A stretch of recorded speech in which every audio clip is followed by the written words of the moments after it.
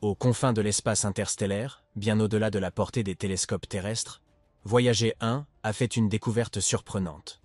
500 objets mystérieux ont été détectés au cours des 5 dernières années. Provenant de régions inconnues hors de notre système solaire, ces corps énigmatiques ont intrigué la communauté scientifique et ont également attiré l'attention d'Elon Musk. Musk, qui considère cela comme une étape cruciale dans le voyage de l'exploration spatiale. Mais après tout, que sont ces structures non identifiées et d'où viennent-elles? Dans cette vidéo, nous allons explorer ce qu'Elon Musk a parlé de ces 500 objets traversant le vide spatial. Leur présence, enregistrée par Voyager 1, a suscité de l'enthousiasme, des doutes et des spéculations parmi les scientifiques. Ces objets semblent être apparus de nulle part, avec des formes si inhabituelles que même les experts, les plus expérimentés, restent perplexes.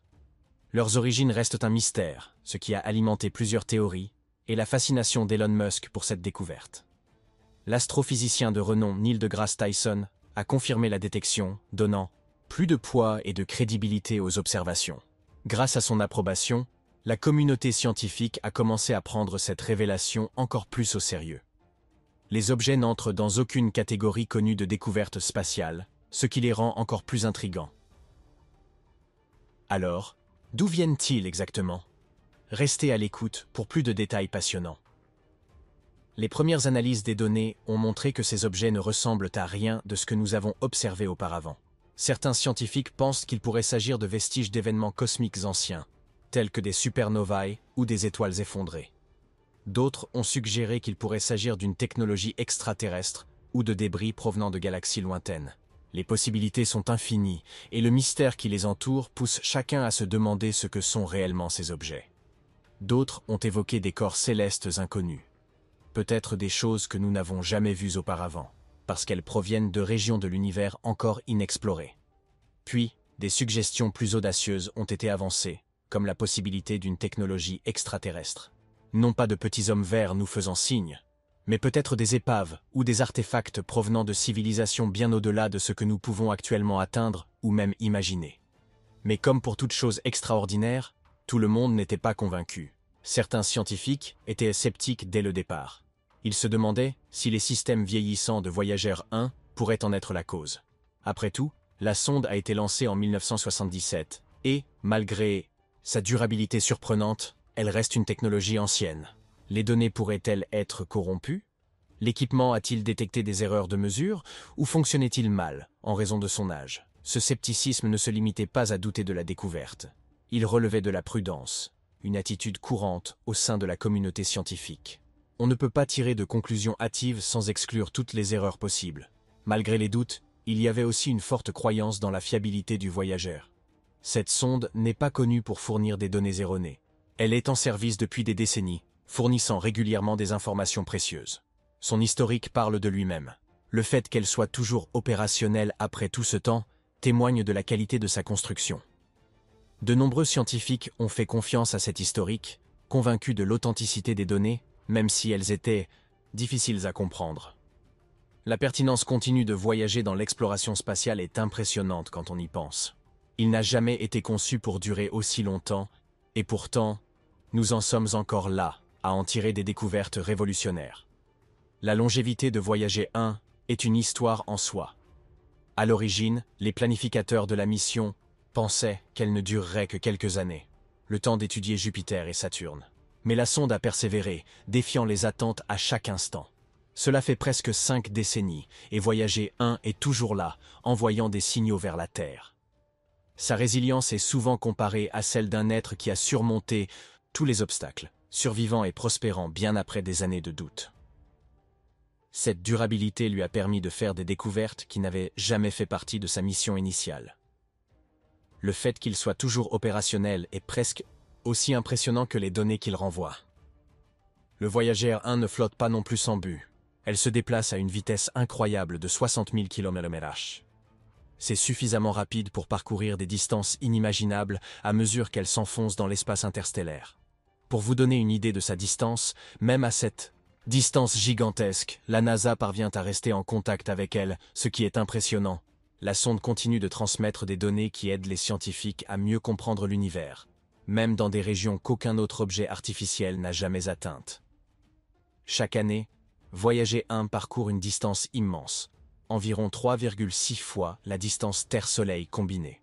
C'est un espace considérable à couvrir, et même si sa vitesse devrait ralentir avec le temps, elle dépasse toujours celle de tous les autres satellites que nous avons lancés.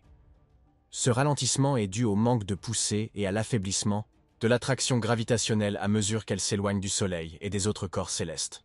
Mais même en ralentissant, elle continue de se précipiter vers des régions de l'univers que nous n'avons jamais explorées, collectant des données précieuses pour notre compréhension de l'espace.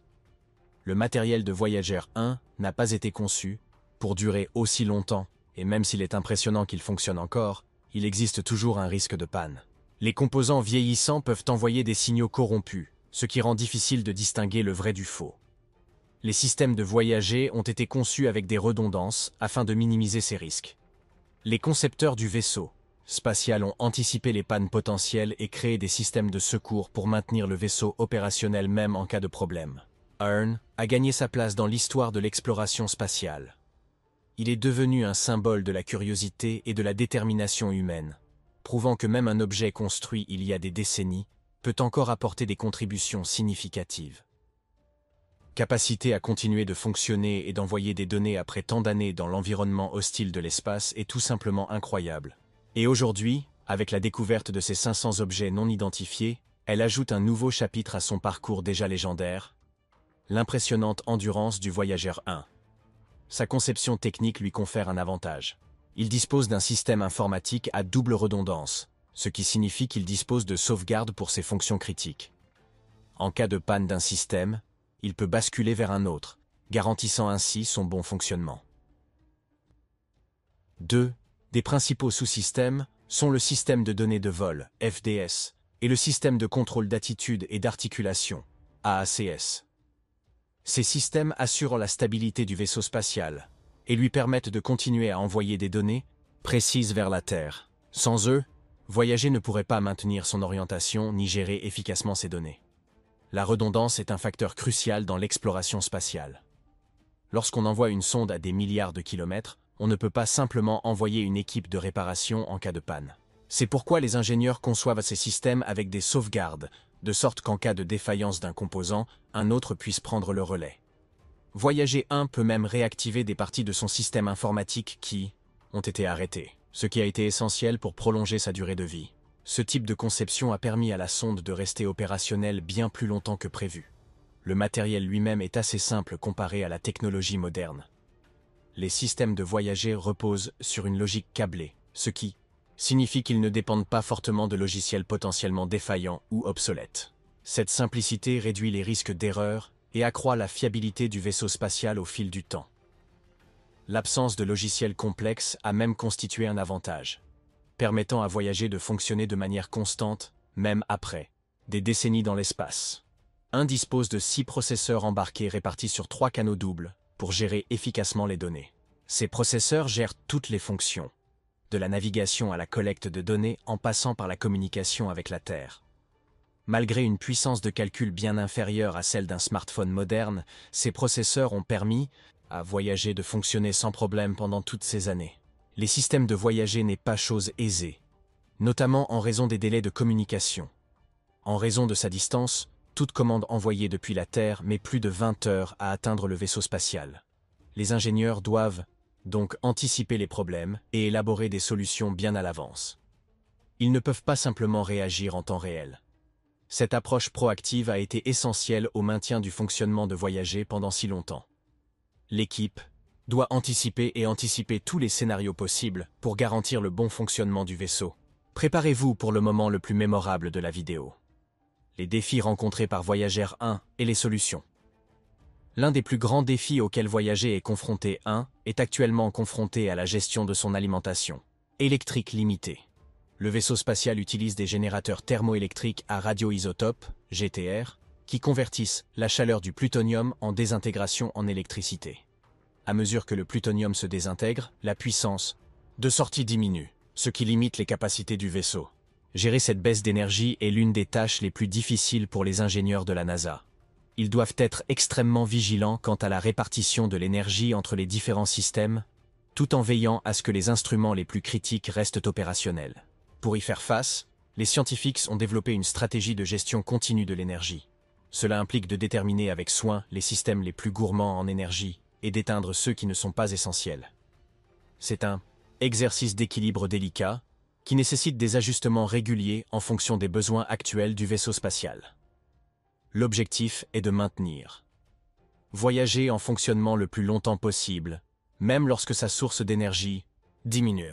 Lorsque les niveaux d'énergie diminuent, Voyager ne peut plus faire fonctionner tous ses instruments simultanément, comme c'était le cas auparavant. Les ingénieurs doivent prioriser les instruments scientifiques qui restent actifs, en fonction des objectifs de la mission à un instant T. Cette opération sélective garantit que le vaisseau spatial continue de collecter des données précieuses. Bien qu'il ne puisse plus en faire autant qu'à sa sortie d'usine, gérer la situation énergétique de Voyager revient à se retrouver en pleine nature, avec des réserves limitées. Chaque goutte d'énergie compte, et si elle n'est pas gérée avec soin, des systèmes importants pourraient être définitivement arrêtés. Les ingénieurs doivent faire preuve de créativité et trouver constamment de nouvelles solutions pour maintenir le vaisseau spatial en fonctionnement malgré les défis. Pour maintenir Voyager 1 étant opérationnel après tant d'années, la NASA a dû faire preuve d'une grande ingéniosité pour gérer sa puissance limitée.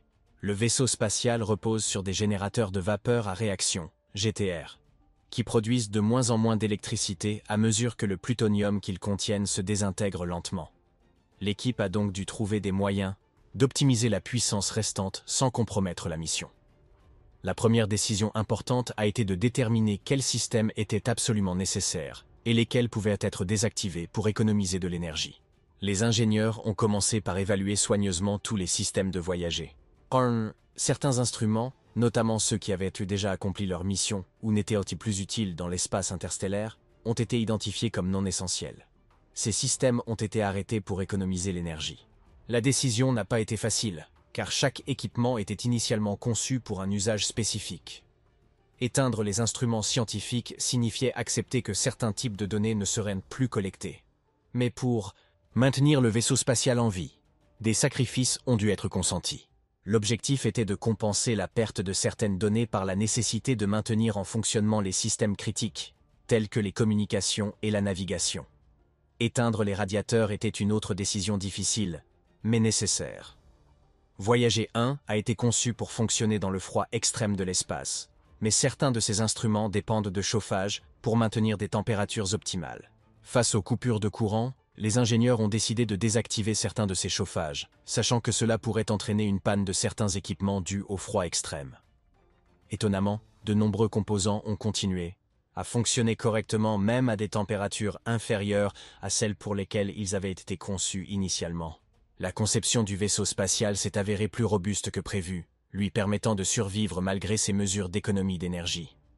Décider quel système arrêter n'était pas une décision impulsive.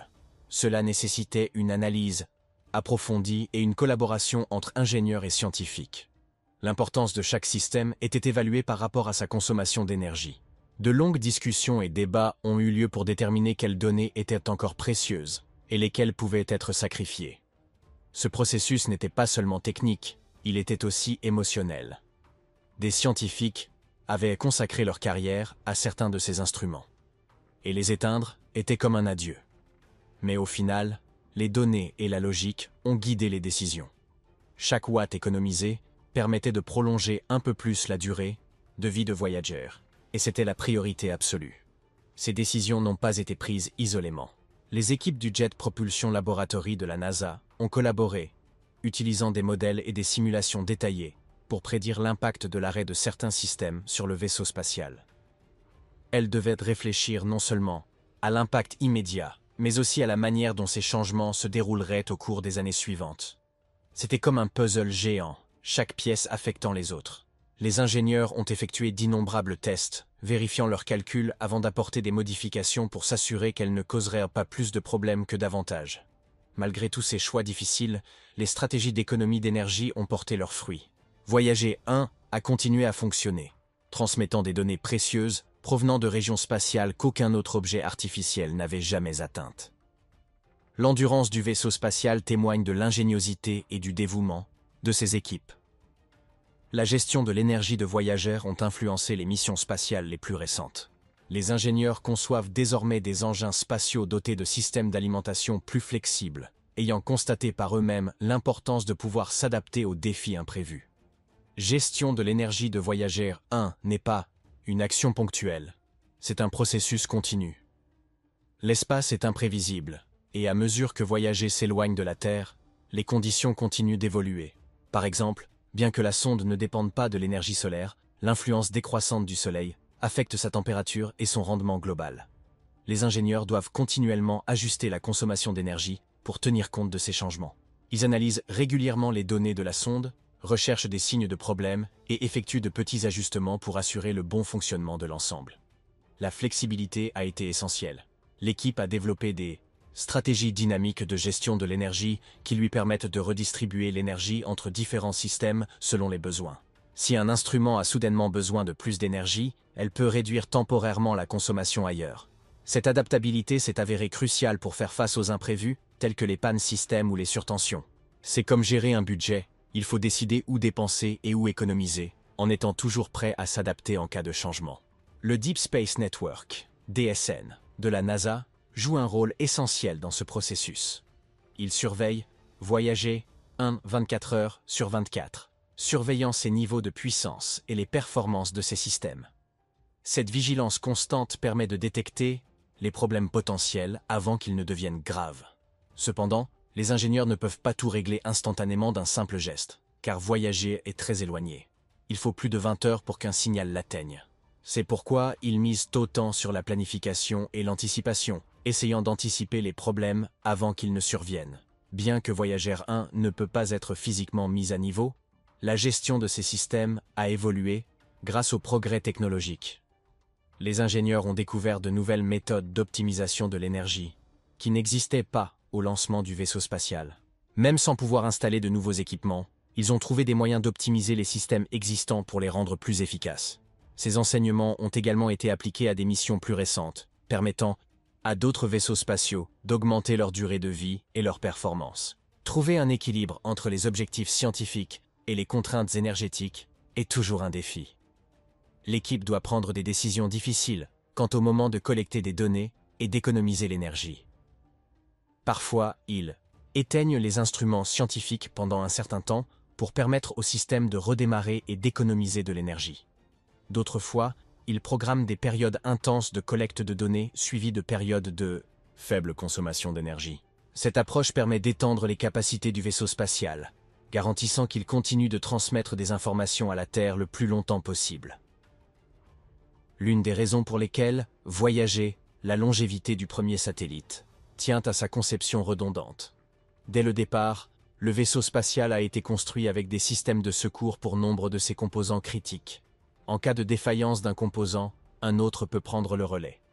Cette redondance s'est avérée essentielle, permettant aux ingénieurs de passer d'un composant à l'autre pour assurer le bon fonctionnement de l'ensemble.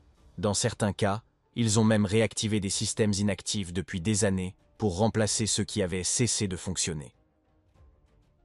L'énergie du Voyager provient de ces générateurs RTG, qui se sont avérés incroyablement durables. Bien que la puissance de sortie ait diminué au fil du temps, les ingénieurs ont trouvé des moyens d'exploiter au maximum ces générateurs.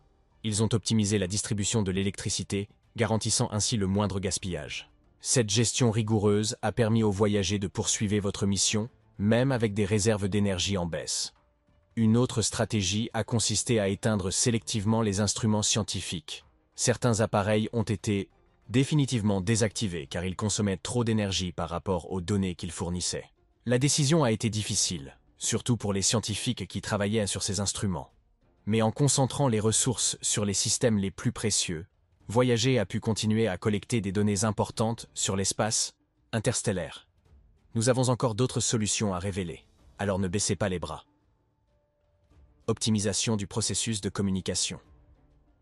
Communiquer avec la Terre nécessite une quantité importante d'énergie pour Voyager 1, car le vaisseau spatial se trouve à plus de 24 milliards de kilomètres. Ces signaux doivent parcourir une distance considérable avant d'atteindre le Deep Space Network de la NASA. Plus le signal doit parcourir de distance, plus il s'affaiblit, ce qui signifie que Voyager 1 doit consommer une quantité considérable d'énergie pour transmettre des données suffisamment puissantes pour être détectées par les antennes terrestres. Alors que son approvisionnement énergétique s'épuise progressivement, les ingénieurs ont dû trouver des moyens de réduire la consommation d'énergie tout en maintenant le contact avec la Terre. Chaque petite économie d'énergie est cruciale pour prolonger la mission. C'est pourquoi ils ont soigneusement ajusté le mode de transmission des données afin de rendre la communication aussi efficace que possible. Une façon d'y parvenir est de compresser les données avant leur transmission. Au lieu d'envoyer des informations brutes et non traitées, les systèmes de Voyager 1 compresser et compresser les données en paquets plus petits. Cela réduit le temps nécessaire à chaque transmission et donc l'énergie nécessaire à l'envoi des signaux. La compression des données permet au vaisseau spatial de continuer à transmettre de précieuses informations scientifiques, même à faible puissance, sans surcharger sa source d'énergie affaiblie. Le défi consiste à garantir que les données compressées restent utiles et contiennent tous les détails nécessaires aux scientifiques sur Terre. Les ingénieurs ont affiné ce processus au fil du temps, en conciliant efficacité énergétique et exigence de mesures scientifiques de haute qualité. En plus de la compression des données, les contrôleurs de mission ont également modifié le calendrier de transmission de Voyager 1. Au lieu d'envoyer des signaux en continu, le vaisseau spatial transmet désormais des données à des moments précis, lorsque les conditions sont les plus favorables. Le Deep Space Network dispose de 3 stations de suivi principales réparties dans différentes régions du monde. Une en Californie, une en Espagne et une en Australie. Ces emplacements permettent au centre de contrôle de mission de rester en contact avec Voyager 1, malgré la rotation de la Terre. Les ingénieurs planifient soigneusement les fenêtres de transmission afin que l'alignement entre le vaisseau spatial et la Terre soit optimal, garantissant ainsi des signaux aussi puissants que possible. En optimisant la synchronisation des transmissions, ils réduisent l'énergie nécessaire au maintien d'une connexion stable, permettant à Voyager 1 d'économiser de l'énergie tout en continuant à transmettre des données utiles. Le vaisseau spatial est également doté d'une isolation conçue pour le protéger des températures extrêmes. Des couches de matériaux protecteurs ralentissent les pertes de chaleur et empêchent les instruments de geler. Certains composants embarqués génèrent également une faible quantité de chaleur en fonctionnement, ce qui contribue à maintenir une température stable. Cependant, l'arrêt de plus en plus de systèmes pour économiser l'énergie réduit la production de chaleur. Cela a entraîné des températures globalement plus basses, et les ingénieurs ont dû surveiller attentivement les systèmes capables de résister aux conditions plus froides sans défaillance. L'une des principales préoccupations est que le froid extrême de l'espace interstellaire pourrait entraîner le dysfonctionnement de certains composants. Les composants électroniques, les câbles et les pièces mécaniques ont des limites de température, et une exposition prolongée aux conditions de l'espace lointain augmente le risque de défaillance. Certains instruments, comme le détecteur de rayons cosmiques, ont continué de fonctionner même à des températures plus basses que prévues. Cela a permis à Voyager 1 à continuer de collecter de précieuses données scientifiques, malgré l'absence de chauffage actif. Cependant, d'autres instruments ont vu leur performance diminuer en raison du froid. Les ingénieurs ont dû prendre des décisions difficiles quant aux instruments à privilégier, car la puissance disponible était insuffisante pour maintenir l'ensemble à pleine capacité. Ils ont accepté certaines baisses de performance en échange du maintien du vaisseau spatial opérationnel le plus longtemps possible. En répartissant judicieusement l'énergie et en gérant les systèmes restants actifs, ils ont pu ralentir les effets de cet environnement hostile. Les fluctuations de température constituent un autre défi. Sans chauffage actif, certaines parties de Voyager 1, les matériaux refroidissent plus que les autres. Ce refroidissement irrégulier peut entraîner des variations de vitesse de dilatation et de contraction des matériaux, ce qui peut entraîner des contraintes structurelles ou des fissures au fil du temps. Les ingénieurs surveillent attentivement les données de température pour s'assurer qu'aucun composant critique ne chute à des niveaux dangereux. Dans certains cas, ils ont dû ajuster la distribution de l'énergie pour créer de légères quantités de chaleur supplémentaires dans des zones clés. Vous êtes sur le bord de votre siège, et les choses sont sur le point de devenir encore plus intéressantes. Les données, Voyager. Système de contrôle d'attitude et d'articulation, AACS, du Voyager 1. Ce système est chargé de maintenir l'orientation du vaisseau spatial stable et de veiller à ce que l'antenne reste pointée vers la Terre. Pour une raison inconnue, l'AACS a commencé à envoyer ses données de télémétrie au mauvais endroit. Au lieu d'utiliser le système adéquat, il relayait les informations via un vieil ordinateur inutilisé depuis des années. Cet ordinateur n'étant pas prévu pour cette tâche, les données sont devenues illisibles une fois arrivées sur Terre. Ce qui rendait la situation encore plus étrange, c'est que Voyager 1 n'a pas activé son système de sécurité intégré. Normalement, lorsqu'une telle erreur se produit, le vaisseau spatial devrait la reconnaître et tenter de se corriger automatiquement. Ce n'était pas le cas, ce qui a amené les ingénieurs à se demander pourquoi. Plusieurs théories ont été avancées quant à la cause du problème. L'une d'elles était une interférence due aux rayons cosmiques ou à d'autres particules chargées. L'espace est riche en radiation, et avec le temps, l'exposition à ces particules peut affecter les systèmes électroniques. Une autre hypothèse était que le matériel du vaisseau spatial était simplement en train de s'user. Voyager 1 est en service depuis des décennies, bien au-delà de sa mission initiale. Les conditions spatiales difficiles auraient pu entraîner la dégradation d'un composant essentiel. Il était également possible qu'un micrométéoroïde, une petite roche spatiale, ait heurté un élément important à l'intérieur du vaisseau spatial. Même un impact minime aurait pu perturber les systèmes internes. Certains scientifiques ont également envisagé la possibilité d'une corruption logicielle. Une petite erreur de code ou un problème de mémoire dans les ordinateurs de bord aurait pu être à l'origine du problème. Quelle qu'en soit la cause, il n'a pas été facile de la déterminer, surtout compte tenu du long délai de communication. Les ingénieurs de la NASA ont dû travailler avec soin pour diagnostiquer et résoudre le problème. Ils ont analysé les signaux et déterminé que l'AACS envoyait des données au mauvais endroit. Le défi consistait à trouver un moyen de résoudre le problème sans aggraver la situation par inadvertance. Toutes les commandes envoyées à Voyager. Il fallait être précis, car une erreur pouvait potentiellement interrompre définitivement la communication. L'équipe devait rediriger les données AACS vers le bon emplacement, mais sans perturber les autres fonctions de la sonde. La résolution du problème a été lente, principalement parce qu'il fallait attendre près de 2 jours après chaque commande pour vérifier son bon fonctionnement. Le Deep Space Network, DSN, a joué un rôle crucial dans ce processus. Il est composé de grandes antennes radio situées en Californie, en Espagne et en Australie. Ces stations collaborent pour suivre Voyager 1 et d'autres missions spatiales lointaines. En raison de la distance du vaisseau spatial, les antennes puissantes du DSN sont le seul moyen de maintenir la connexion. Le réseau permet au centre de contrôle d'envoyer des commandes et de recevoir des données, même si Voyager est en mission. 1 est bien au-delà de la portée de tout autre objet artificiel. Sans le DSN, il serait impossible de dépanner le vaisseau spatial, ni même de savoir s'il est encore fonctionnel. Ce qui rendait ce problème particulier encore plus préoccupant était que Voyager 1 n'est pas passé en mode sans échec. Normalement, en cas de problème, le vaisseau spatial devrait passer en mode de protection pour éviter d'autres dommages, mais ce ne fut pas le cas. Tout le reste du vaisseau fonctionnait parfaitement, à l'exception de quelques transmissions de données. En plus de 4 décennies de fonctionnement, l'AACS n'avait jamais connu ce type d'erreur.